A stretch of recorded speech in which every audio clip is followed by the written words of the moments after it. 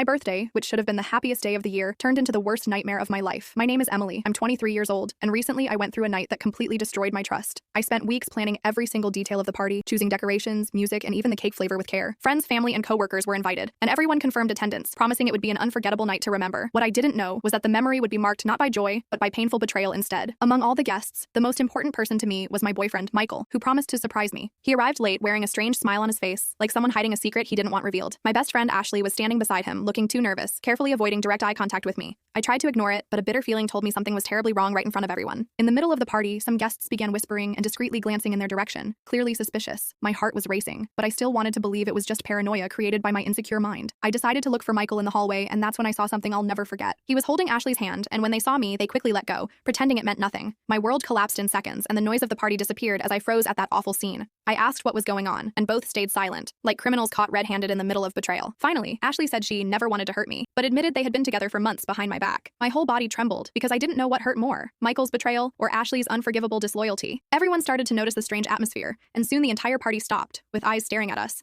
My mother ran to me trying to comfort me, but I could only cry, feeling completely broken. Friends I had trusted for years stood frozen. Some whispered they suspected, but none had the courage to tell me. The cake was still untouched, but inside I had no reason left to celebrate anything that night. Michael tried to justify himself, saying it was only a confusion of feelings, but it sounded like a cruel joke. Ashley, with fake tears in her eyes, said it was inevitable, as if love was some uncontrollable accident. Guests began leaving because the atmosphere was unbearable, and the party turned into a humiliating public spectacle. I felt exposed, humiliated, and all this happened on the day that was supposed to be about love. Every second, my anger grew because I realized they had planned to reveal the truth on my birthday. It was like they had chosen that day on purpose, to destroy my happiness in front of everyone. I screamed, I cried, and deep inside I knew I would never fully trust anyone ever again. My mother took me to my room trying to comfort me, but the pain was stronger than any hug. Outside I could still hear voices, people commenting, laughing, as if my pain was just gossip for entertainment. I felt disgusted, not only with them, but with everyone who watched as spectators without courage to defend me. What should have been a magical night turned into a bitter memory, carved forever inside my heart. Even today, the sound of the song playing at that moment gives me chills I cannot control. It wasn't just the end of a relationship, it was the loss of the most important friendship of my life. And also the death of my innocence in believing loyalty was something common among the people we love. In the silence of the night after everyone left,